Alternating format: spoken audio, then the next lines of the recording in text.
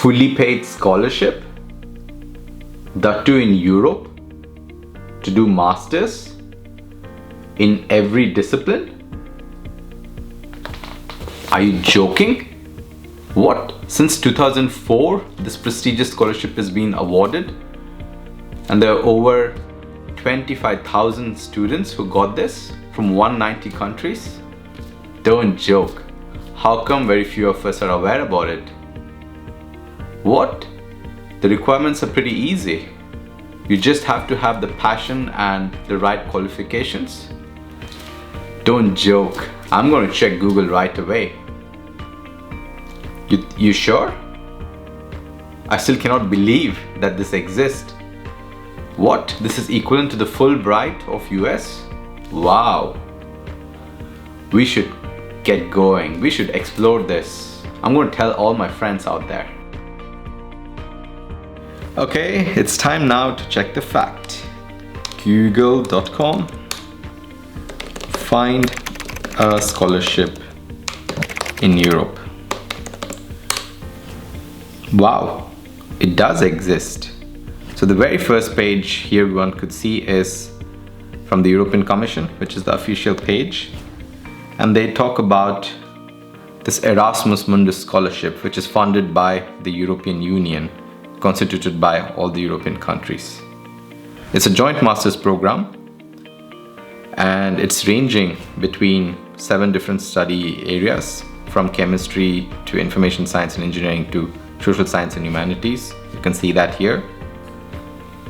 And for 2020 and 2021 intake, you could see there are over 130 different master's programs. Wow, this is incredible. So let's see an example. So let's try to look through Erasmus Mundus Master, Nanoscience and Nanotechnology.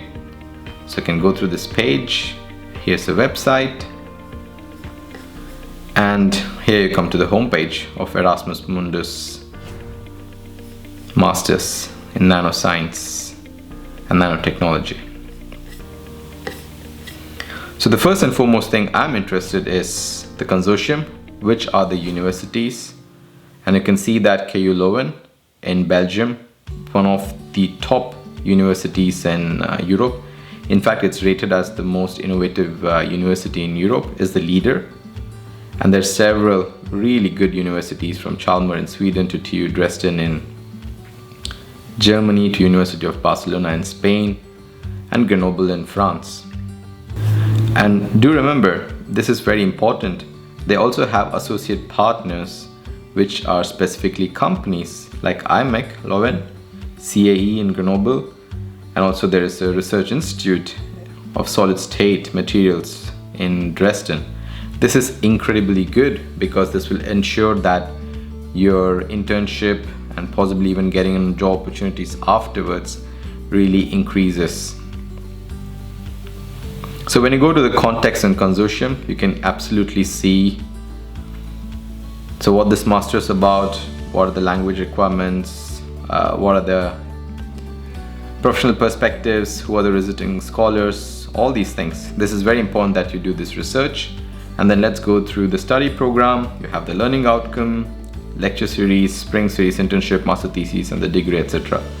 So it's very important you do this kind of research. And then, which every one of you are wondering with regards to the application process itself, see, the most important thing to understand is that the application is pretty straightforward. So you need to fill in the application online, and you also need to send in the documents via post before the deadline itself. And as you see in this particular scheme, so there are several main requirements with regards to admission criteria. And do remember that for different Erasmus Mundus Masters, the criteria is slightly varying, and this is set by the consortium. They've been given a standard direction by the European Commission, but then every consortium of this Erasmus Mundus Masters program have their own flexibility to set the eligibility. So here there are 4 main admission criteria. So the first thing is that they're looking for top level bachelor students from physics, applied physics, chemistry, biochemistry, and several other fields and related discipline. Second thing is that you should have at least 3 years of bachelor's degree and at least 75% minimum grade or GPA. And third one, of course, a good command over English, IELTS of minimum 7 in this case, or TOEFL of 94 if it's internet based. And the fourth criteria here is that they're pretty open towards equal opportunity of access to higher education for qualified European and also non-European students. So as you see, it's not a really big criteria as such to get this scholarship. So as long as you have a clear passion and a clear understanding of why you want this particular master's, or why are you doing this particular master's, it should be very easy for you to make an application and even be very successful in making it even at the first stage. Key points to remember. First, try to look through the catalog. Try to see which courses are the best fit for you. The second thing is you're allowed to apply for 3 different master's programs in a particular intake. In case if you get all the 3, you have to choose one. Right? That's actually a good thing to do. And the most important thing is go through the website, try to understand all the admission requirement criteria, try to understand the program, try to understand the quality of the universities which is trying to offer this particular master's. Try to see the career progression, both in terms of academic career progression, if you're very interested to do PhD postdoc and become an academic person or go into the research, or if you want to get into industry, see what are the industrial opportunities this has, or maybe you're very interested to set up your own business, right? You want to become an entrepreneur, that's also a possibility. Or you want to have a combination of these things, which is also a possibility. So do that. It's a pretty simple and straightforward mechanism, so you don't have to wait. The application is going to open up every year in September, and generally the deadline is anywhere between December of the same year or January the coming year. So do good research. There's a lots of resources available. You can always reach out to me because, as I said, I've been one of the product of this particular scholarship and also been the president of the Erasmus Mundus Association, an association consisting of all the funded and supported students and alumni since 2004. So I have a good network, and most importantly, you can also look through internet to find Facebook groups which is specifically dedicated to supporting that. So depending on your country, you can always find that. So Erasmus Mundus Association is spread across all part of the world. So you could easily find different Facebook groups or Facebook pages through which you can reach and ask questions. And you could find several people in this particular respective program you're applying for. So that could be very handy, so that you can ask their help and guidance, or you could find some professional help outside. So there are many opportunities for you to figure out and check. So think about it and do that. And I really wish you very best with this particular scholarship.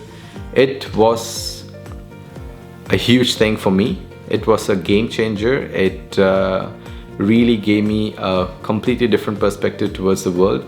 Listen to the talks from several industrial leaders today in India, and also seeing the Indian education policy and seeing also the way the world is heading after this huge crisis. Things seem to be quite different. So you need to remember that nobody is going to kind of push you to do this, do that. I think you're adults already at this stage, so you need to make your own choices. You need to decide for yourself what's best for you, and you just need to pursue that particular passion. Learning should never stop. Learning is something which is just going to happen. There was a time before, like, okay, you did mechanical engineering and you end up working for next 40 years in that particular domain. Today, the world doesn't function like that at all. Things are changing very fast. So in my opinion, the future is going to be like, you need to be adaptable. You need to have this flexibility, so that depending on how and what kind of jobs that will exist, you need to keep yourself engaged. Because if you want to be in this labor force, you need to just bring in new skills constantly.